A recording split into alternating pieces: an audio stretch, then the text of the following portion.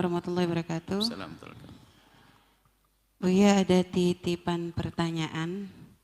Ada seorang wanita menikah dengan seorang kafir, Buya. Dan ketika sudah punya anak 3, dia sadar dan bertaubat dan hijrah, Buya. Hanya ada beberapa permasalahan yang ingin ditanyakan.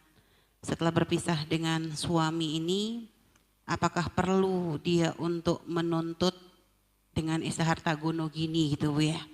Karena dia merasa butuh untuk menghidupi, artinya butuh untuk bisa mapan. Itu yang pertama, untuk menghidupi dia dan anak yang dibawa. Adapun anak yang pertama, Bu ya, itu mengikuti ayahnya dan mengikuti agama ayahnya, kafir. Dan ayahnya itu karena mungkin marah ketika si istri itu hijrah, akhirnya membiarkan anaknya itu melakukan kemaksiatan tuh, ibaratnya ya didukung, sehingga anak itu ya mabuk, zina ya di rumah ayahnya itu, Bu ya. Bahkan si ibu tuh sampai menemukan ya di tas anaknya itu kayak obat anti hamil seperti itu, Bu ya. Sehingga ibu tuh merasa bingung bagaimana cara untuk menolong si anak, sedangkan ya sudah telanjur ikut agama ayahnya itu. Dan juga terus bagaimana apa yang harus dilakukan oleh ibu ini, Bu ya, untuk bisa istiqomah dalam hijrahnya dan bagaimana cara bertaubatnya, Bu ya. Terima kasih. Pertama, memang ada satu kesalahan, tapi di balik kesalahan ada sesuatu yang perlu disyukuri. Kesalahannya adalah Anda seorang muslimah, maka dalam hukum kita tidak sah menikah dengan orang kafir. Tidak sah. Tidak akan terjadi pernikahan jika muslimah dengan non-muslim. Dan itu sudah terjadi kepada Anda. Yang mengembirakan apa? Dalam keadaan seperti itu pun Anda masih kuat dengan iman Anda. Maka kami sampaikan yang lalu biar berlalu, pun Anda sudah berpisah. Nggak perlu kita ungkit-ungkit tentang kejadian Anda dengan mantan tersebut.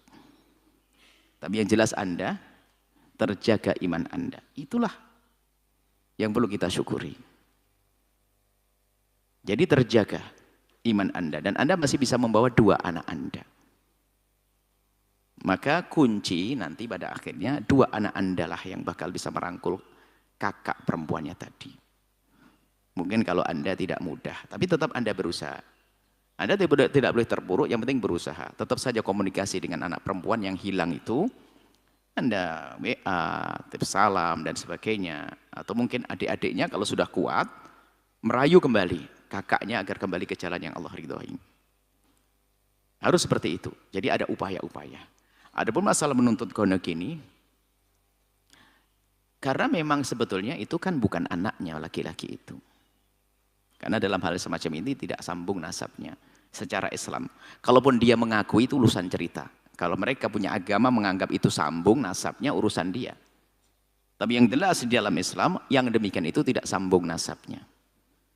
Artinya yakinlah bahwasanya Allah akan berikan kekayaan kepada Anda, wahai ibu yang solehah. Istiqomahlah. Tutup Anda ketergantungan Anda kepada laki-laki itu. Maka setelah Anda meyakini, maka Allah akan buka rizki buat Anda.